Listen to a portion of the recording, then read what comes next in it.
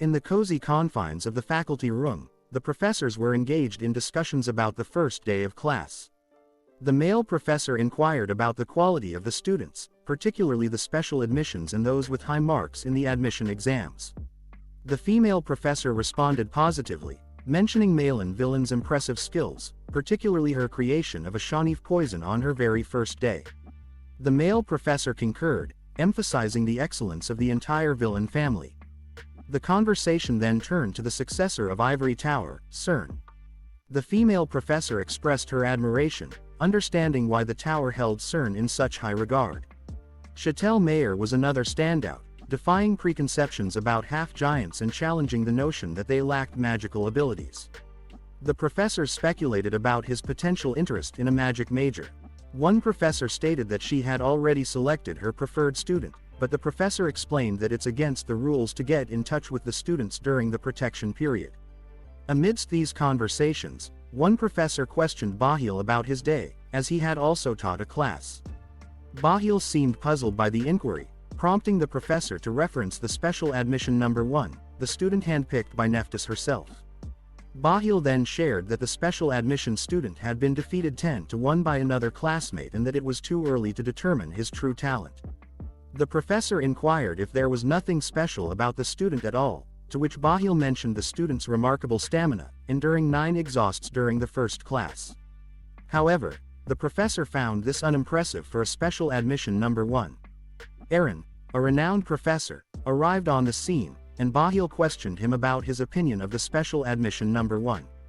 Aaron candidly referred to the student as a slow, mediocre boy, but acknowledged the student's unique ability to create creative, albeit defective, specimens.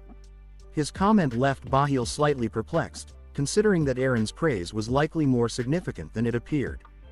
Bahil wondered if Aaron's straightforward comments were merely a smokescreen for a deeper interest in the special admission number 1. Bahil found himself increasingly intrigued by the student who had captured both Nephthys's and Aaron's attention.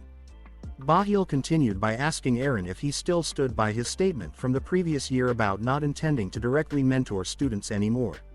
Aaron paused before answering. At that moment, Nephthys entered the room, her enthusiasm immediately noticeable. She greeted everyone, and the professors quickly showed their respect for her. Bahil, ever the gentleman, produced an ice cream from his magical pocket and presented it to Nephthys. Despite her feigned reluctance, Nephthys was delighted with the sweet treat. Bahil smoothly commented on the virtues of being a gentleman and preparing snacks for a lady, eliciting a smile from Nephthys. Nephthys took a seat, and the professors shared their thoughts about the students, praising their talents and abilities. Nephthys encouraged them to report any issues and advised them to go home early and rest after the first day. Aaron approached Nephthys and requested a private conversation, piquing the curiosity of the other professors. As they departed, Bahil couldn't help but ponder the dynamics between Nephthys and Aaron, knowing that obtaining information from the enigmatic Nephthys was no easy feat. The scene transitions to the dorm where Simon and Dick are checking the list of students and available rooms. They are specifically looking for a dorm with 2 vacant spots. They approach the dorm caretaker to inquire about room availability. Dick mentions that the summonology class lasted 3 hours, and by the time they arrived at the dorm, all the other students had already found their rooms. The caretaker apologizes but informs them that there are no rooms available with 2 spots left on the 2nd floor. Simon asks if the 3rd, 4th, and 5th floors are also full, and the caretaker explains that the situation is more or less the same on those floors. Simon decides to explore other floors just in case, and the caretaker agrees to accompany him. While they are on the move, 3 students pushing their luggage accidentally collide with the caretaker, scattering their luggage. The student who bumped into her scolds her and orders her to arrange the luggage.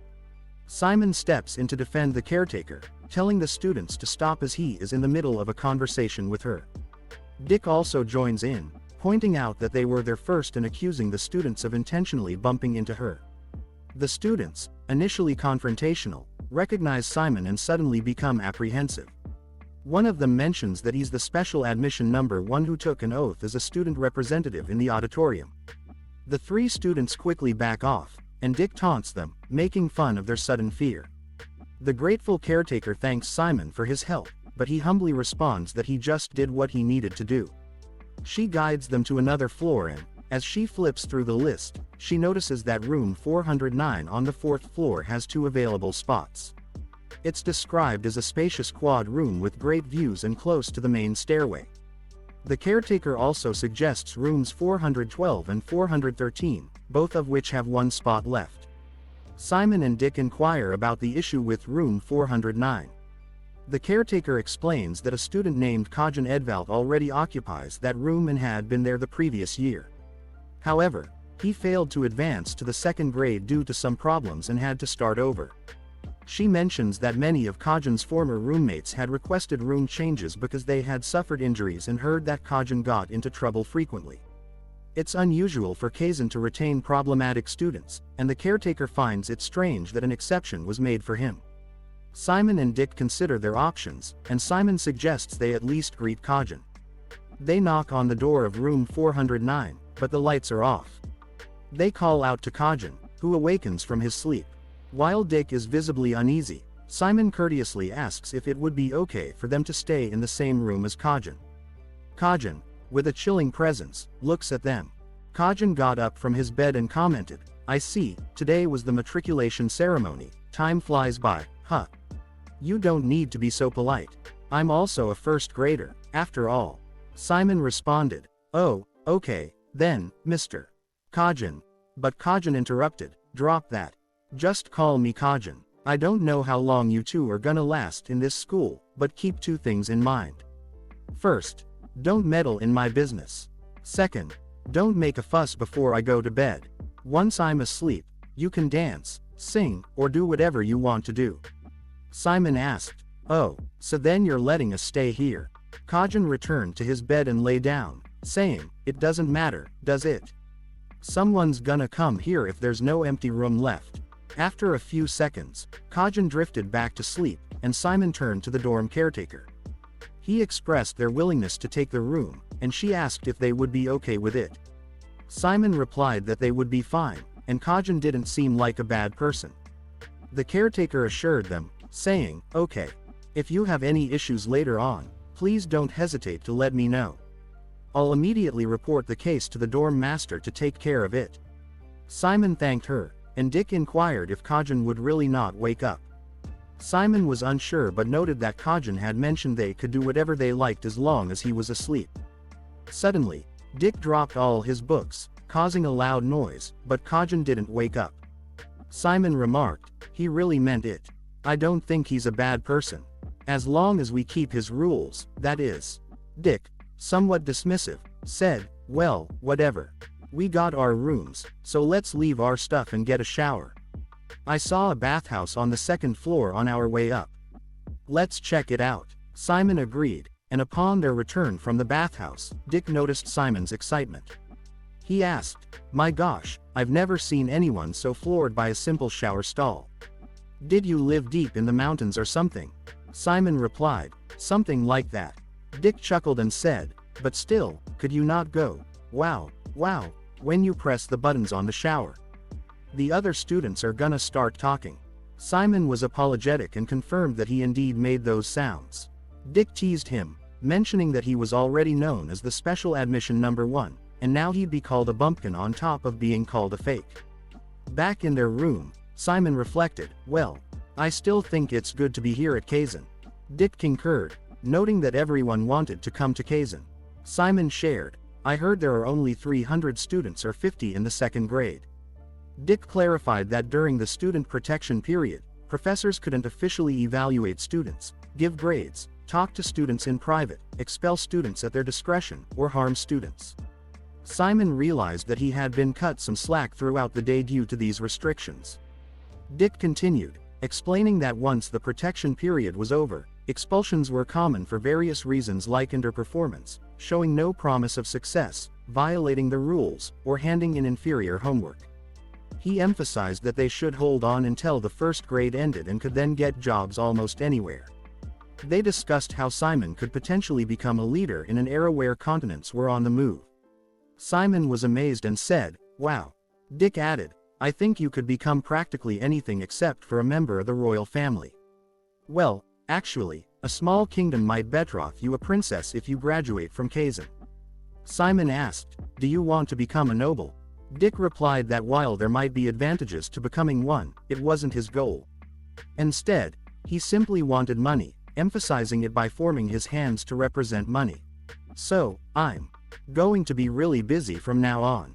Suddenly, out of nowhere, Simon opened his subspace, and a suitcase appeared.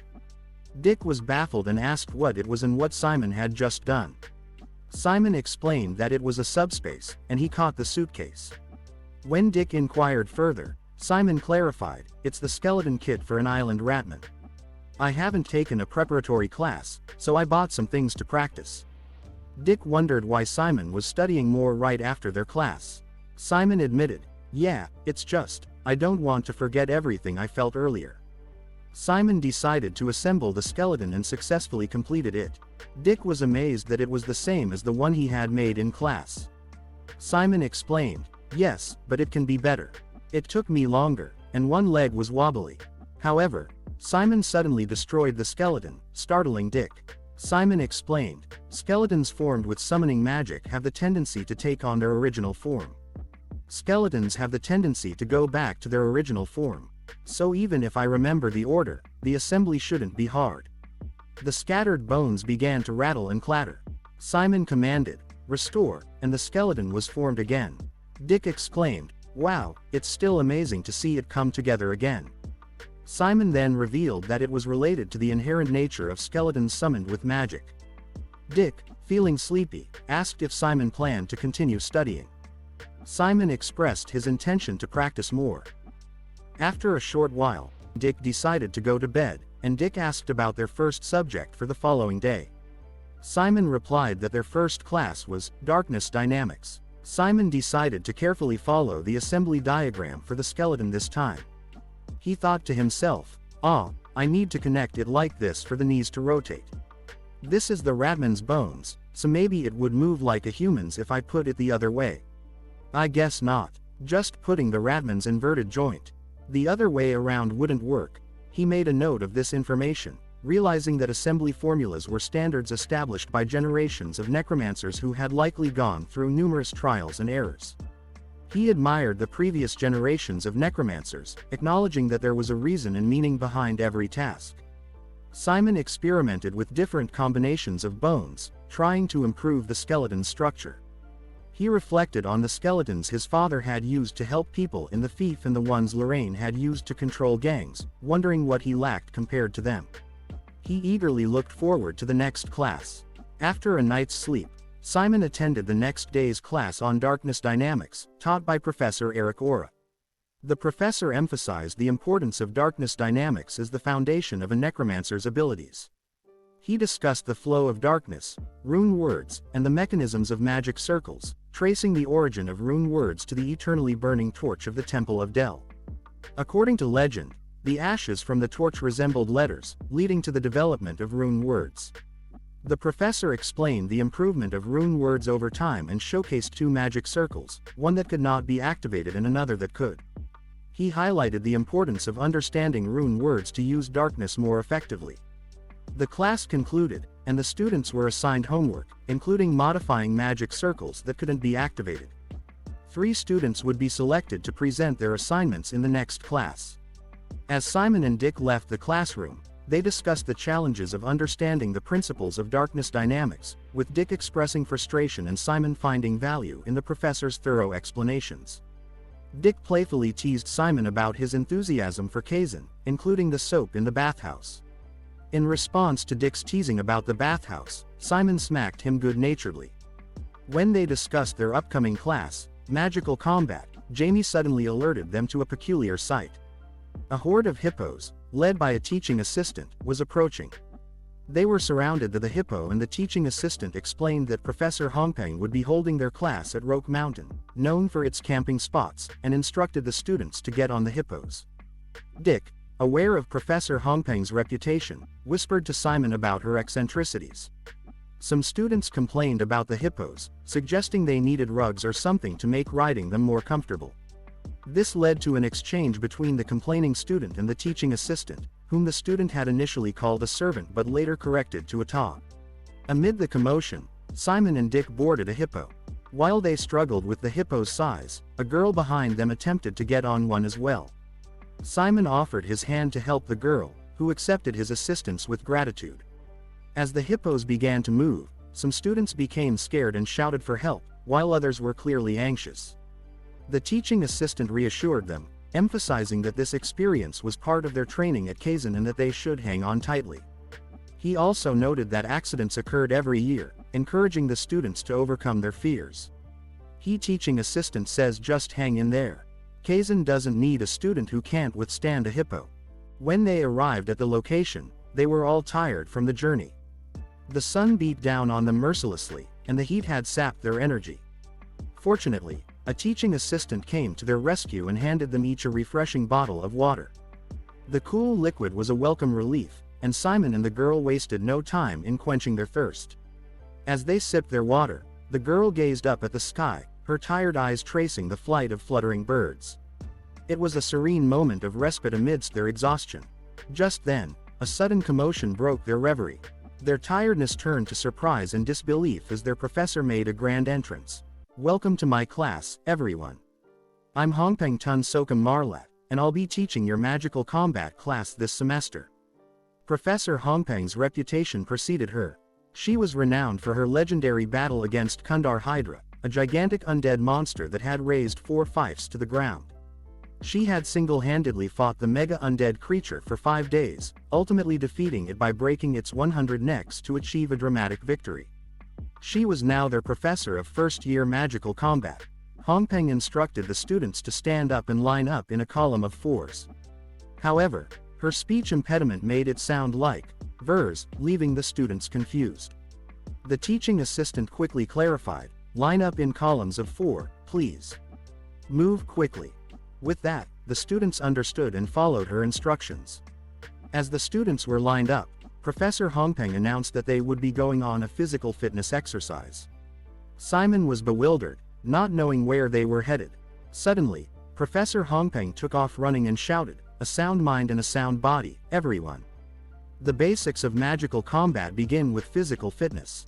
The students, taken aback by her energy and enthusiasm, quickly started running. In his mind, Simon marveled at her physical prowess. He thought, "She's amazing. How can she run like that? We all have 2 arms and 2 legs like her, and yet, our professor really is on a different level." Professor Hongpeng explained that the basics of their magical combat class involved strengthening their bodies with darkness and learning combat strategies that utilize their bodies.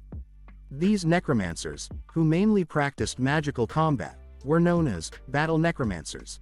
If they reached a certain level of training, the darkness would flow out of their bodies like silk, forming the shape of clothing known as the dark robe, a distinctive skill of the battle necromancers.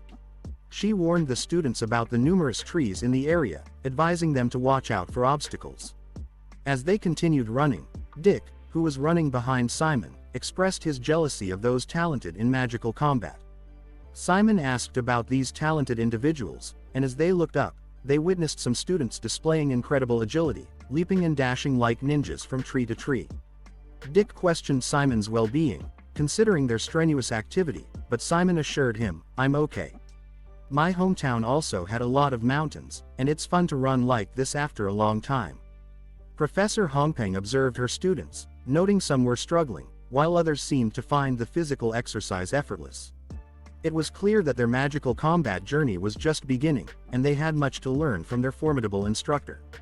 As they reached the end of their run, they were met with a daunting cliff. Professor Hongpeng wasted no time in explaining the next challenge. "Okay. You have to jump over the valley in front of us using the darkness," she declared, her energy undiminished. She demonstrated the technique, explaining that they needed to send the darkness out through the soles of their feet. A flare of darkness appeared on her feet, and she gracefully jumped and floated in the air.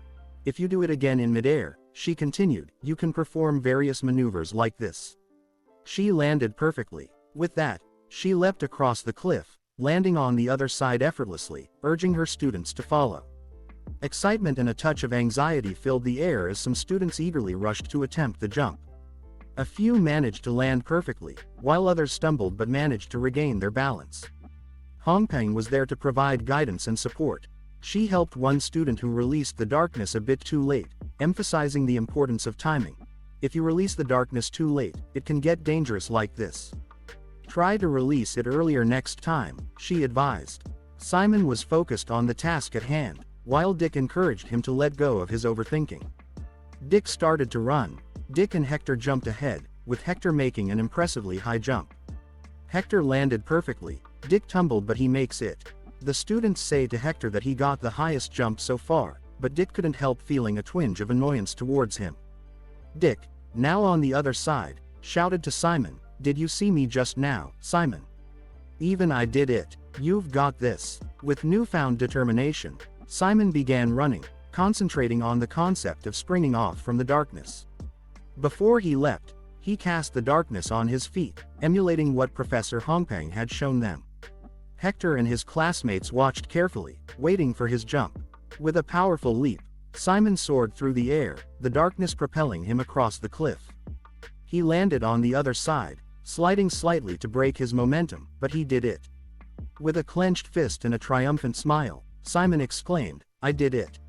After Simon's successful leap across the obstacle, Simon and Dick shared a moment of celebration. With the entire group now safely on the other side of the valley, Hongpeng suggested they wait briefly for those students who had fallen behind. During this pause, Dick took the opportunity to discuss something with Simon. He proposed that they go over a list of potential recruits for their upcoming group classes, which were set to begin the following week. Dick explained, "I've already listed out everyone's names, strengths, and personalities." Upon examining the list, Simon was genuinely impressed and inquired, "Wow, that's impressive. How did you gather all this information?" Dick, keeping it a mystery, replied, "It's a trade secret." Simon found himself reflecting on the fact that while he had been somewhat disengaged from the lectures, Dick had managed to observe others even during class. He thought, "Oh, is that why he came to me, not Hector?" Because he thought he wouldn't get along with Hector that well after observing him. You'd have to get along well to maintain a clique, after all. He then asked Dick for his insights based on his research. Dick shared his thoughts, saying, "Most of the students in our class are highly skilled. They're all good, but that girl, the one who rode the hippo with us, I think she might get kicked out as soon as the student protection period is over. Only 2 kids failed to jump across the valley in our class, and she's one of them. She's also timid, so she might get pushed around a lot."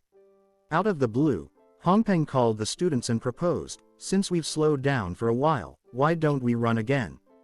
The idea wasn't met with enthusiasm from the students, but Simon seemed to be enjoying himself. Dick commented, "Simon thinks all classes are fun." Yet, Simon's smile quickly faded as he noticed the hippos approaching them. Alarmed, they immediately alerted their professor. When they looked ahead, Hongpeng was no longer in sight. Concerned, they decided to seek assistance from the teaching assistant, but the TA was nowhere to be found. Simon couldn't help but think, this isn't good. As the hippos drew closer, he used his abilities to leap high in an attempt to evade them. In midair, he couldn't help but worry. Dick said there wouldn't be any dangerous situations during the student protection period. Does that mean this is an accident? Some kids might get injured if they couldn't dodge. However, as Simon looked around at his classmates, it appeared that the situation was under control.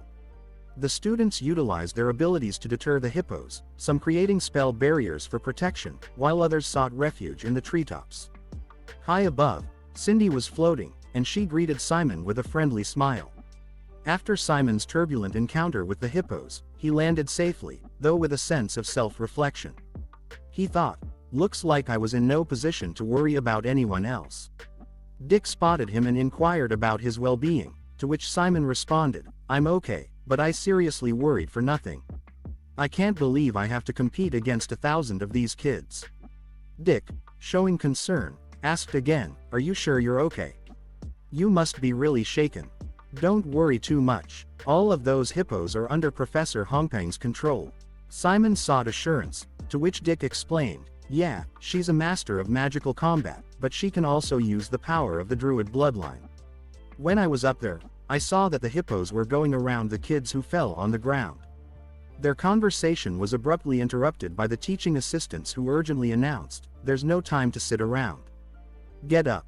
The hippos are going to turn around and make their way down. Again. Get up. Quickly." The girl who had ridden the hippo with them began to wail upon hearing that the hippos might return, prompting everyone to leave and continue running.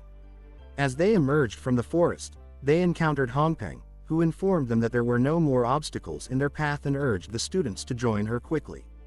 Eager to see what awaited, the students ran toward her, despite the downhill slope. When they reached Hongpeng, she praised them, saying, "Great job.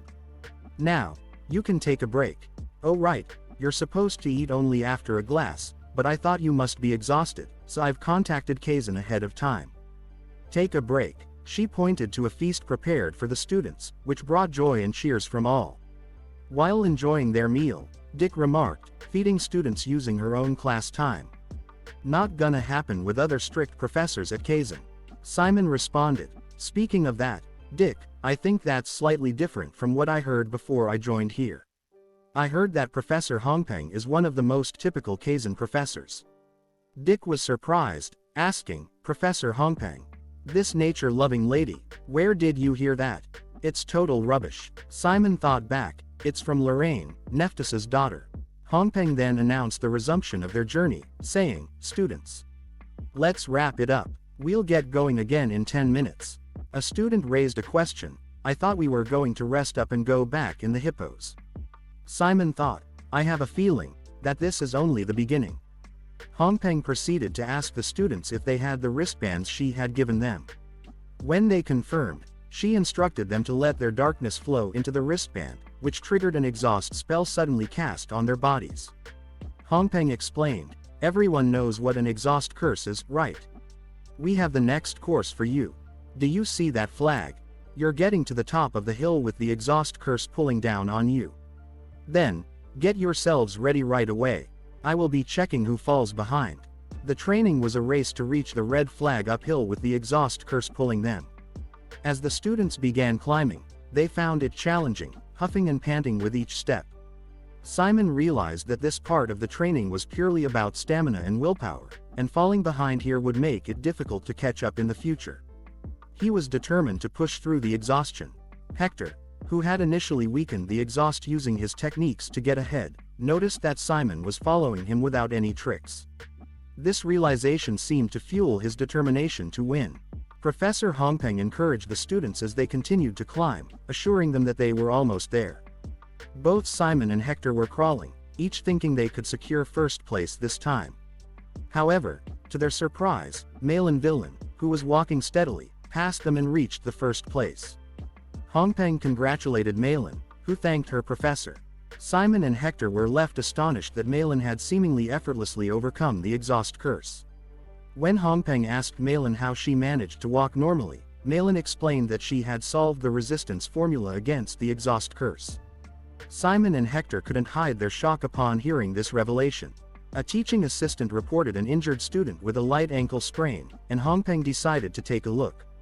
She encouraged Simon and Hector to keep going, assuring them that they could do it. Hector decided to lift the exhaust curse on his body and stood up, while the teaching assistant reported that Hector had secured second place. Hector's arrogance continued as he confronted Malin, questioning her actions of lifting the curse during a magical combat class. Malin, unbothered, didn't respond. Hector persisted, taunting her about being locked up in the ivory tower like a princess. Malin finally asked if he was picking a fight with her, to which Hector clarified that he was speaking the truth. He explained that professors weren't grading students during the student protection period and that it was essential to show diligence in class to earn their favor. He believed that Malin's actions had probably lost her Professor Hongpeng's trust. Malin called Hector twisted and questioned why he was so upset about being in second place and why he was venting it on her. Hector, still irritated, emphasized that he didn't want her to interfere with their classes and had no interest in her. Meanwhile, the teaching assistant provided water bottles to Simon, who had reached the flag in third place, received a bottle of water. Dick, who was gasping for air after reaching the top, inquired about their return, expressing his reluctance to ride the hippos again.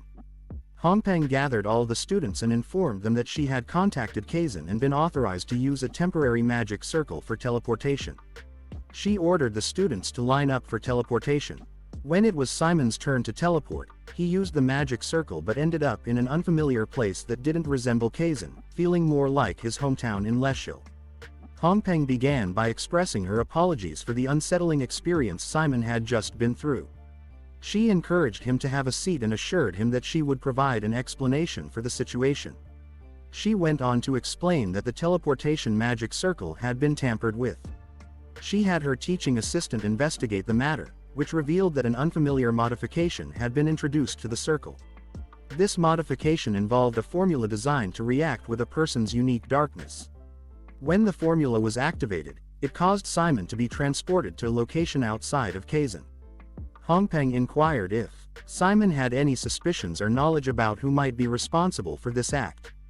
Simon responded that he had no information to identify the culprit. Hongpeng emphasized her role as a protector of the students and expressed her concern for their well-being. She mentioned that, based on her observations, some professors had disregarded the rules by contacting students during the student protection period.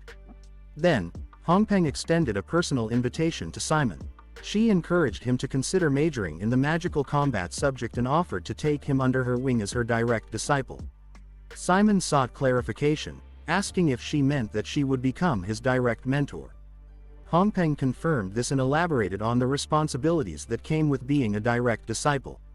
She explained that a professor's performance was intrinsically linked to the success and progress of their direct disciples.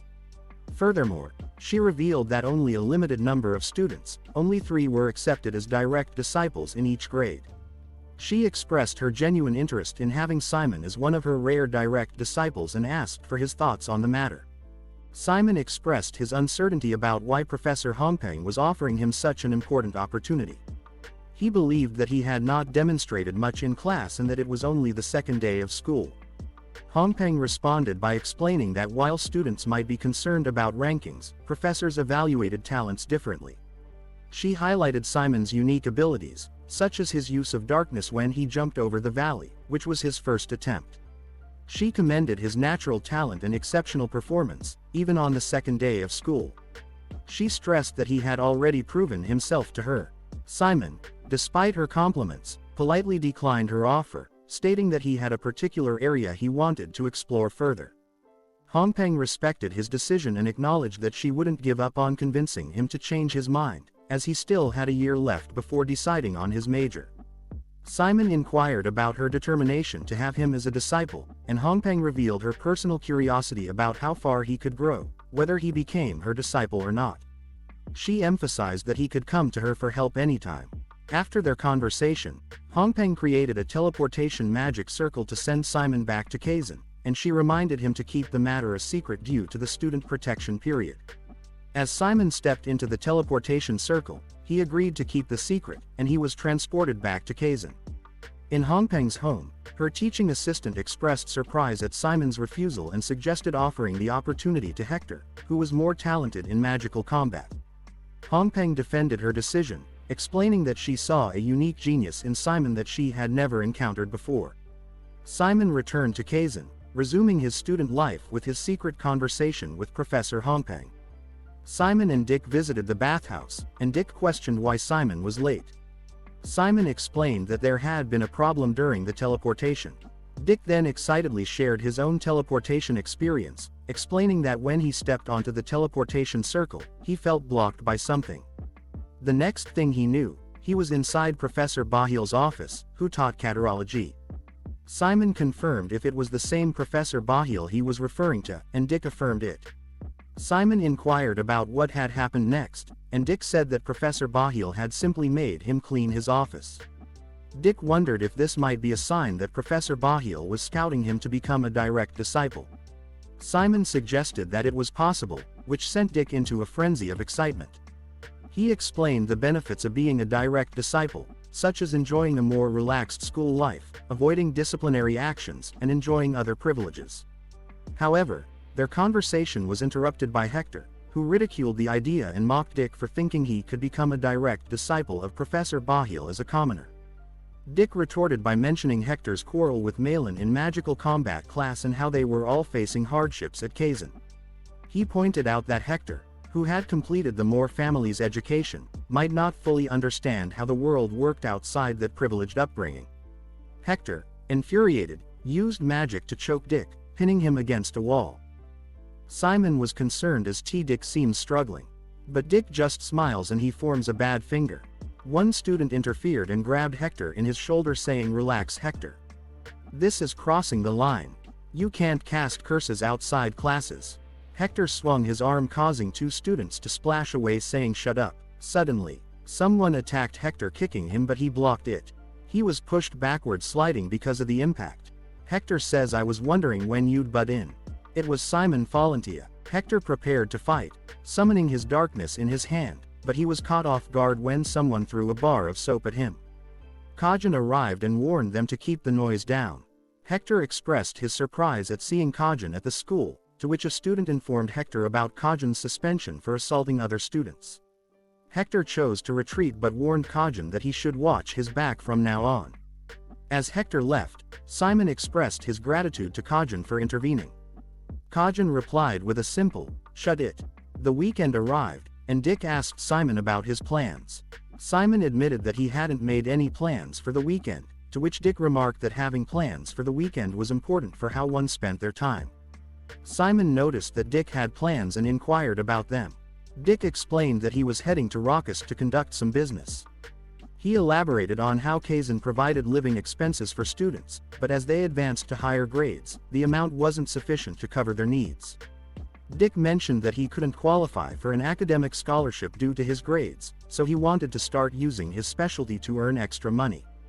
He advised Simon to also figure out a way to earn extra cash, as upperclassmen found ways to do so to cover expenses related to their studies. He added that studying summonology would make it even harder to make ends meet. Simon realized that surviving at Kizen wasn't easy and expressed his desire to make his own money. Dick suggested that Simon could wait for him to establish himself in Raucous, and he might arrange a job for him. Simon declined the offer, stating that he should make his own money. As Dick prepared to leave for Raucous, Simon expressed concern about the late hour and the risk of getting caught by the housemaster. Dick assured him that it would be fine, as Kizen valued autonomy, but he needed to ensure he didn't get caught. With that, Dick left. Simon opened a bag of food, pondering what he should do now that both Kajin and Dick were not around. He took a bite of his food when, suddenly, a girl appeared at his window. To his surprise, the girl was Nephthys. Simon opened the window and inquired about how she had arrived there. Nephthys explained that she had simply stopped by. Simon offered her the food, and Nephthys happily accepted, especially since they didn't allow her to have sweets at her home. Seated in Simon's room, Nephthys asked about Simon's experience at school. He expressed his enjoyment, mentioning the cool professors, friendly people, and fun classes. Simon credited a friend he had made in Kizen for helping him adjust. Nephthys expressed her pleasure at hearing about Simon's positive experience. She noted that she was reminded of Richard, who had also attended Kizen. Simon was surprised to learn that his father had been a Kizen student. Nephthys went on to describe Richard as a bit of a troublemaker and an unconventional student. She mentioned how clever he was and how he'd get into trouble while making fun of the professors. Sometimes, he would even try to run away from classes, and Nephthys had to drag him back a few times. Simon found it hard to believe, and Nephthys agreed that Richard had been quite different from the father Simon knew. She revealed that Richard had dropped out of Kizen during his second year, claiming that the school was too small for him. He was a unique case in many ways. Nephthys lay down and admitted that she had been young and unable to handle him properly at the time. Nephthys got up and she shared a story about Richard turning Roche Island upside down. She advised Simon to look for traces of his father and suggested that he might have a more enjoyable school life if he paid close attention. However, Nephthys soon got up, indicating that she needed to leave for her evening schedule. Simon was surprised at her sudden departure, and Nephthys explained that she might get yelled at if she was late again. Nephthys opened the window to leave and thanked Simon for the snacks. As she jumped away, she left a piece of paper behind. Simon was about to mention it when he realized Nephthys had disappeared. He closed the window and pondered whether the paper was left for him. Simon opened the paper and found a map. He wondered if it was a treasure map but was puzzled by the inclusion of a skull at the destination. He considered that usually, treasure maps didn't feature skulls. Suddenly, he recalled what Nephthys had told him about his father, Richard, turning the whole Roke Island upside down. It struck him that Nephthys might be hinting at something related to his father. He got his bag and thought that Dick said it's fine as long as we don't get caught. So in that case, I've gotta go check it out tomorrow. The next day, Simon leaving his room at night. The sound of an owl hooting added to the eerie atmosphere, and Simon appeared apprehensive. He questioned himself, wondering if he should go back to his room while he still had the chance. Simon decided to continue his journey, thinking it would be a waste to turn back after obtaining permission to stay overnight. As he walked, he noticed a sign that read, "Beware monster sightings." Simon was aware that monsters existed in Leshil, but he didn't know what kinds of creatures inhabited Roke Island. He realized he needed to be cautious.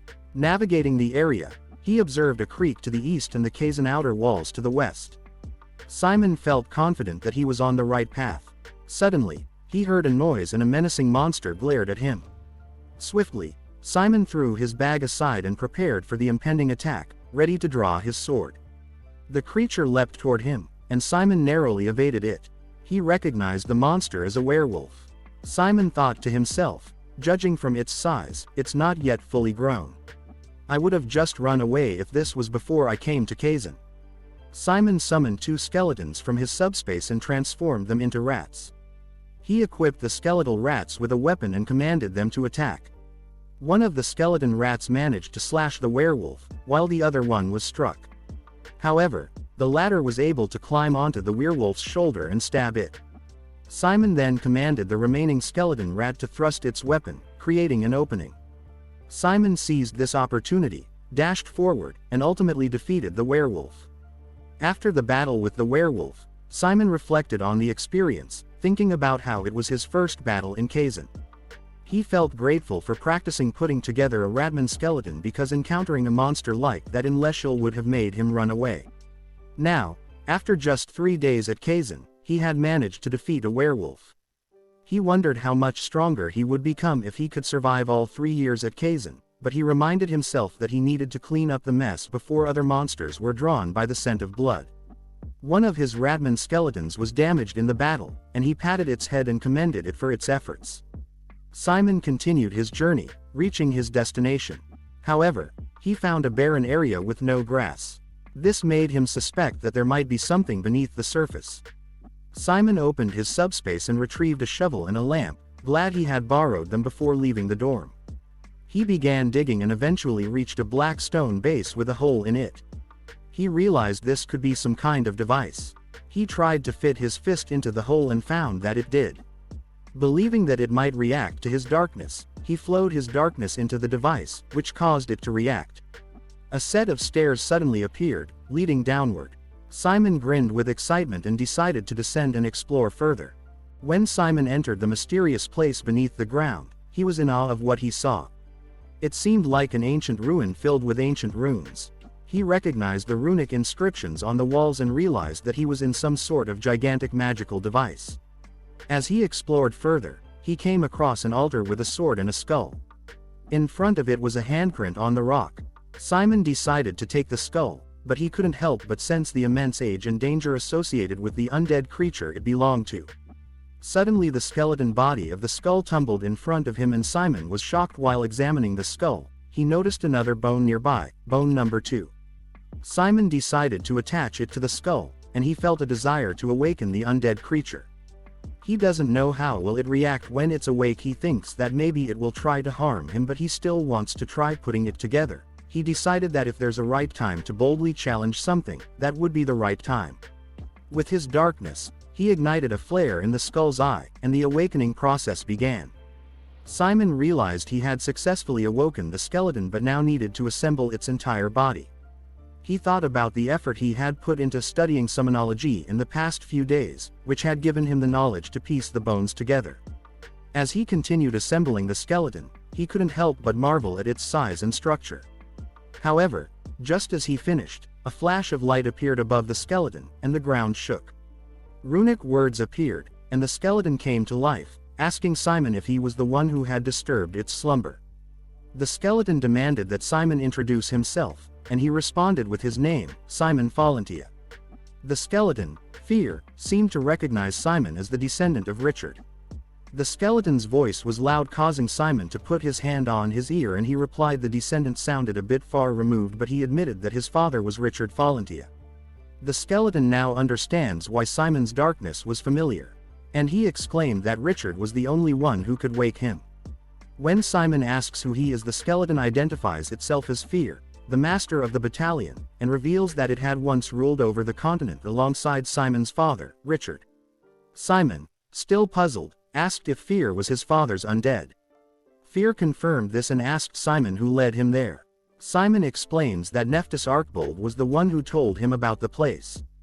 Fear thrust his sword into the ground, and he decided to propose a contract to Simon, offering to lead the battalion.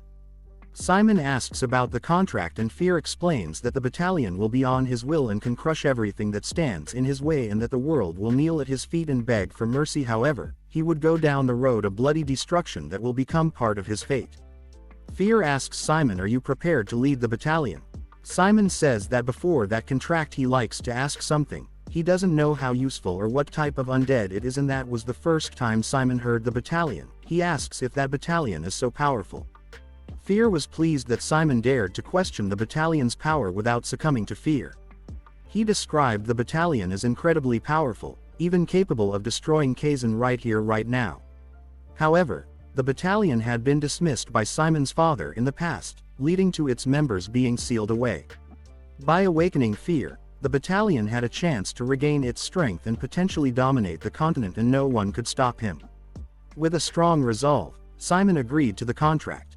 Fear says, "Great choice, human." He lifted Simon and put him on the altar, and he commanded Simon to put his hand onto Fear's core. Fear acknowledged Simon's decision, mentioning that his life was about to change significantly and that he still had the option to back out if he was scared. Simon, however, remained resolute and unafraid. He believed it was right to take in Fear and his comrades if they were indeed his father's army. As Simon touched Fear's core, Fear was impressed by Simon's spirit. Fear, in his mind, he seemed like a calm and polite kid at first, but he had the quality of a supreme ruler inside. With that, Fear commenced the contract, and the fate of Simon Falentia took a significant turn. Did you find this video enjoyable? If it brought value to your day, please consider giving it a thumbs up and subscribing to our channel for more content like this. We'd love to hear your thoughts, so don't hesitate to leave a comment below with your feedback or suggestions. Thank you for tuning in, and may your day be filled with peace.